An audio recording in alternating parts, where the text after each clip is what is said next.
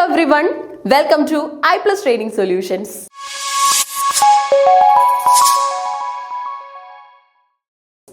ഇന്നത്തെ ക്ലാസ്സിൽ നമ്മൾ ഡിസ്കസ് ചെയ്യാനായിട്ട് പോകുന്നത് ഗ്രാമറിൽ നിന്നുള്ള ഒരു ഏരിയ ആണ്. ഓക്കെ, അതായത് HSST ഇംഗ്ലീഷിന്റെ സിലബസിൽ നമുക്ക് ഇമ്പോർട്ടന്റ് ആയിട്ടുള്ള ലിംഗ്വിസ്റ്റിക്സ് അടക്കമുള്ള കോൺസെപ്റ്റുകൾ വരുന്നുണ്ട്. അതിൽ നിന്നും മുൻകാലങ്ങളിൽ ചോദ്യം വന്നിട്ടുള്ള ഒരു ഏരിയ ആണ് നമ്മൾ ഇന്ന് പഠിക്കാനായിട്ട് എടുത്തിട്ടുള്ളത്. കേസ് ഗ്രാമർ എന്നാണ് പേര് വരുന്നത്. Okay, case grammar. അപ്പൊ എന്താണ് ഗ്രാമർ? ഗ്രാമർ എന്ന് പറയുമ്പോൾ നമുക്കറിയാം ഒരുപാട് റൂളുകളൊക്കെ ഉള്ള ഒന്നാണ് ഗ്രാമർ എന്ന് പറയുന്നത്, അല്ലെ? ഇനി എന്താണ് കേസ് ഗ്രാമർ എന്ന് നമുക്കൊന്ന് നോക്കാം. What you mean by case grammar? എവിടെയെങ്കിലും കേട്ടിട്ടുണ്ടോ ഇങ്ങനെ ഒരു ടേം? നമുക്ക് എന്തായാലും നോക്കാം. കാര്യം പറഞ്ഞു വരുമ്പോൾ നിങ്ങൾക്ക് ഈസി ആയിരിക്കും കേട്ടോ, ഓൾറെഡി അറിയാമെന്ന് മനസ്സിലാവും. ചിലപ്പോൾ ഈ ടോപ്പിക് ആയിരിക്കും, ഈ പേരായിരിക്കും നിങ്ങൾ കേട്ടിട്ടുണ്ടാവാൻ സാധ്യത കുറവ്. ഓക്കെ, അപ്പൊ നോക്കാം. കേസ് ഗ്രാമർ എന്ന് പറഞ്ഞാൽ ഒരു ലിംഗ്വിസ്റ്റിക് തിയറിയാണ്. ഓക്കെ, ലിംഗ്വിസ്റ്റിക്സിൽ ലാംഗ്വേജിന്റെ സ്റ്റഡി ആണല്ലോ ലിംഗ്വിസ്റ്റിക്സ് എന്ന് പറയുന്നത്. അവിടെയുള്ള ഏറ്റവും ഇമ്പോർട്ടന്റ് ആയിട്ടുള്ള ഒരു തിയറിയാണ് കേസ് ഗ്രാമർ എന്ന് പറയുന്നത്. Okay, that analyses sentences by focusing on the semantic roles. Semantic റോൾസിനെയൊക്കെ ഫോക്കസ് ചെയ്തുകൊണ്ട് നമ്മൾ സെന്റൻസിനെ കൺസ്ട്രക്ട് ചെയ്യുന്ന അല്ലെങ്കിൽ സെന്റൻസിനെ അനലൈസ് ചെയ്യുന്ന രീതിയാണ് നമ്മൾ എന്തെന്ന് പറയുന്നത്, കേസ് ഗ്രാമർ എന്ന് പറയുന്നത്. What I mean by semantic roles? Semantics എന്ന് പറഞ്ഞ സ്റ്റഡി ഓഫ് മീനിങ്സ് ആണ്, അല്ലെ? അപ്പൊ മീനിങ് ഒക്കെ കറക്റ്റ് ആണോ, സ്ട്രക്ചറലി അത് ശരിയായിട്ടാണോ നിൽക്കുന്നത്? ഇപ്പൊ ഏറ്റവും ബേസ് ലെവലിൽ നമ്മൾ ചെക്ക് ചെയ്യേണ്ടത് SVO ഓർഡർ തന്നെയാണ്. സബ്ജക്ട് വെർബ് ഒബ്ജക്ട് എഗ്രിമെന്റ് എന്ന് പറയുന്ന ഒരു പാറ്റേൺ അവിടെ ഫോളോ ചെയ്യുന്നുണ്ടോ എന്നാണ് ഏറ്റവും ആദ്യം നമ്മൾ നോക്കേണ്ടത്, അല്ലെ? ഈ കാര്യങ്ങളൊക്കെ ചെക്ക് ചെയ്ത് വേണം നമ്മൾ പോകാനായിട്ട്. അപ്പൊ സെമാന്റിക് ആയിട്ടുള്ള റോളുകളെ കുറിച്ച് പറയുന്നുണ്ട്. For cases that nouns play in relation to a verb such as agent, instrument or location. Agent ആയിട്ടും ഇൻസ്ട്രുമെന്റ് ആയിട്ടും ലൊക്കേഷൻ ആയിട്ടും ഒക്കെ എങ്ങനെയാണ് നൗൺ ഇവിടെ ആക്ട് ചെയ്യുന്നത് നമുക്ക് നോക്കാം. അപ്പൊ ആരാണ് കേസ് ഗ്രാമർ എന്ന് പറയുന്ന ഒരു ഐഡിയ കൊണ്ടുവന്നത് നിങ്ങൾക്ക് അറിയാമോ? അത് കൊണ്ടുവന്നത് ചാൾസ് ജെ ഫിൽമോർ ആണ് കേട്ടോ. ആദ്യത്തെ ചോദ്യം അത് തന്നെയായിരിക്കും. Who propose the idea of case grammar? Case grammar എന്ന് പറയുന്ന ഐഡിയ ആരാണ് കൊണ്ടുവന്നത്? കേസ് ഗ്രാമർ കൊണ്ടുവന്നത് ചാൾസ് ജെ ഫിൽമോർ ആണ്. Okay, Charles J Fillmore. അപ്പൊ ഇനി നമുക്ക് കൂടുതൽ നോക്കാം. It suggest these deep semantic rules are more fundamental than surface grammatical functions like subject and object. Okay, different languages express these cases in various ways, but they are considered basic categories that determine the sentence's grammatical structure. സെന്റൻസിന്റെ grammatical സ്ട്രക്ചറിനെ determine ചെയ്യുന്ന രീതി നമുക്ക് ഇവിടെ ഉറപ്പായിട്ടും കിട്ടും. Okay, but different languages express these cases in various ways, but they are considered basic categories that determine the sentence's grammatical structure. സെന്റൻസിന്റെ grammatical സ്ട്രക്ചറിനെ ഡിറ്റർമൈൻ ചെയ്യുന്ന ചില രീതികൾ ഉറപ്പായിട്ടും നമുക്ക് ഇവിടെ മനസ്സിലാക്കി എടുക്കാനായിട്ട് സാധിക്കും. അപ്പൊ എന്താണ് ശരിക്കും കേസ് ഗ്രാമറിൽ നമ്മൾ ഇതുവരെ പഠിച്ചത്? ഫിൽമോർ ആണ് ഇത് കൊണ്ടുവന്നത്. അതുപോലെ തന്നെ നൗൺ ഏതൊക്കെ തരത്തിലുള്ള റോളാണ് ഒരു സെന്റൻസിൽ ചെയ്യുന്നത് എന്നുള്ളതാണ് കേസ് ഗ്രാമറിൽ നമ്മൾ നോക്കുന്നത്.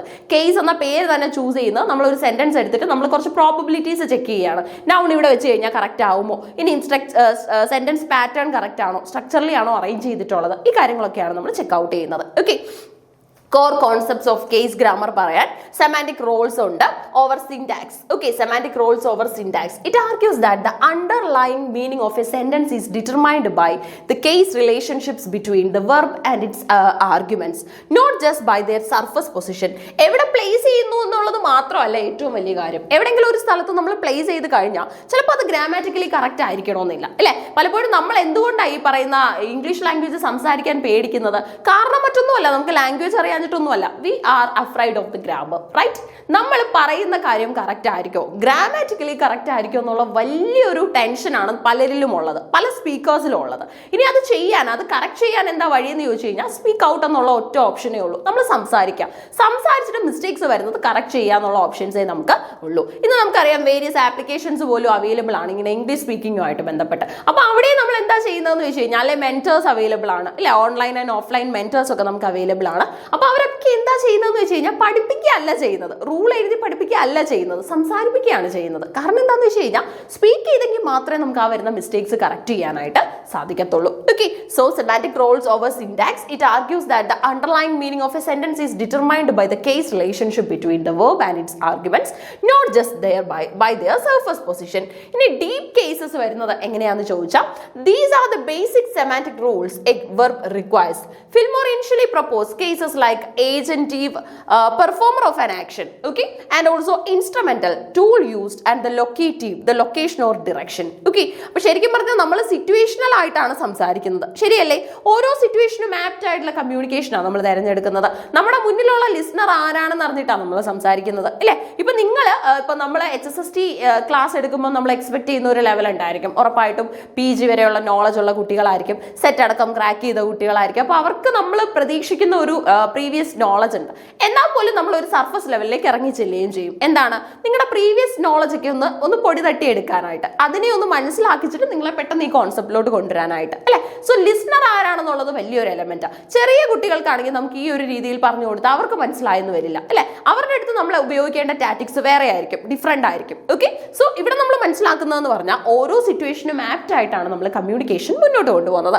ഇനി deriving grammatical functions according to the theory, surface grammatical roles like subject and object are derived from these deep case roles. Okay, verb valence പറയാനാണെങ്കിൽ number and type of cases a verb requires is considered its valence which dictates the sentence structure.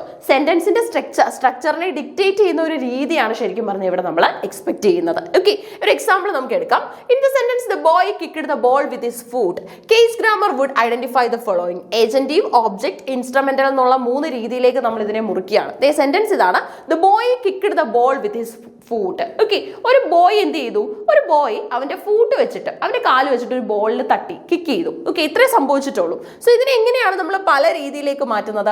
Boy എന്ന് പറയുന്നത് ഇവിടുത്തെ performer of action ആണ്. നമ്മൾ പറഞ്ഞായിരുന്നല്ലോ case ഗ്രാമറിനകത്ത് 3 കാര്യങ്ങളാണ് നമ്മൾ നോക്കുന്നത്.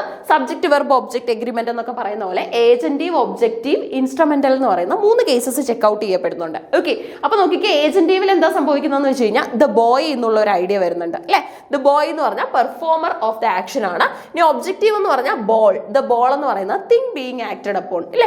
Boy എവിടെയാണ് തന്റെ പ്രഷർ കൊടുത്തത്? ഈ ബോളിലാണ്, അല്ലെ? ഇനി ഇൻസ്ട്രുമെന്റൽ എന്ന് പറഞ്ഞാൽ വിത്ത് ഹിസ് ഫൂട്ട്, അല്ലെ? എന്താണ് അവിടെ യൂസ് ചെയ്തിട്ടുള്ളത്? ടൂള്, തന്റെ ഫൂട്ടാണ്, അല്ലെ? അപ്പൊ ഈ 3 കാര്യങ്ങൾ തമ്മിലാണ് ഒരു കണക്ഷൻ നടന്നിട്ടുള്ളത്. ബോയ് അവന്റെ കാല് വെച്ചിട്ട് പന്തിനെ തട്ടി, അല്ലെ? അപ്പൊ ഇവിടെ 3 ആക്ഷൻസ് നടക്കുന്നുണ്ട്. ഒരു ഏജന്റ് ഉണ്ട്, ഒരു ഒബ്ജക്റ്റ് ഉണ്ട്, അതിനിടയിൽ പ്രവർത്തിച്ചൊരു ടൂൾ ഉണ്ട്, അല്ലെ? ഈ 3 കാര്യങ്ങൾ നടന്നപ്പോഴാണ് കെമിസ്ട്രിയിലൊക്കെ നമ്മൾ പറയുമല്ലോ റിയാക്ഷൻ നടന്നത് പ്രോഡക്ട്സ് ഇങ്ങനെ ഉള്ള ഒരു പ്രവർത്തനം കാണിച്ചപ്പോഴാണെന്ന്. ആ ഒരു രീതിയൊക്കെയാണ് നമ്മൾ ഇവിടെ മനസ്സിലാക്കുന്നത്. ഓക്കെ, നമ്മൾ കൊടുത്ത ഇൻപുട്ടിന്റെ റിസൾട്ട് ആണ് നമുക്ക് ഇവിടെ കിട്ടുന്ന ഔട്ട്പുട്ട് എന്ന് പറയുന്നത്. ഓക്കെ, അപ്പൊ കേസ് ഗ്രാമർ വലിയ പാടുള്ള കാര്യമൊന്നുമല്ല, ഈസി ആയിട്ട് പഠിക്കാൻ പറ്റുന്നതാണ്.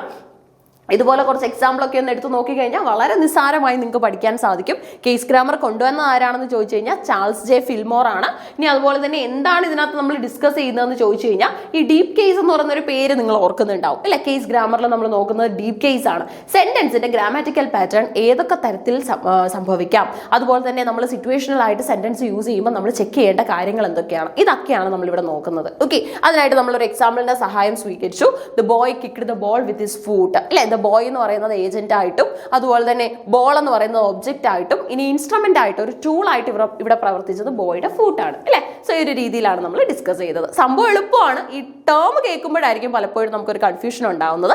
അങ്ങനെയുള്ള കാര്യങ്ങൾ എന്താണെന്നൊന്ന് മനസ്സിലാക്കി പഠിച്ചു കഴിഞ്ഞാൽ വളരെ ഈസിയാണ്. SV ഓർഡർ ഒക്കെ നമ്മൾ പഠിച്ചു വെച്ച ഒരു ലാഘവത്തോടു കൂടി തന്നെ നമുക്ക് പഠിക്കാനായിട്ട് സാധിക്കും. ഓക്കെ, അപ്പൊ HSSTക്ക് നമ്മൾ ലിംഗ്വിസ്റ്റിക്സിൽ നിന്ന് ചോദ്യങ്ങൾ പ്രതീക്ഷിക്കുന്നുണ്ട്.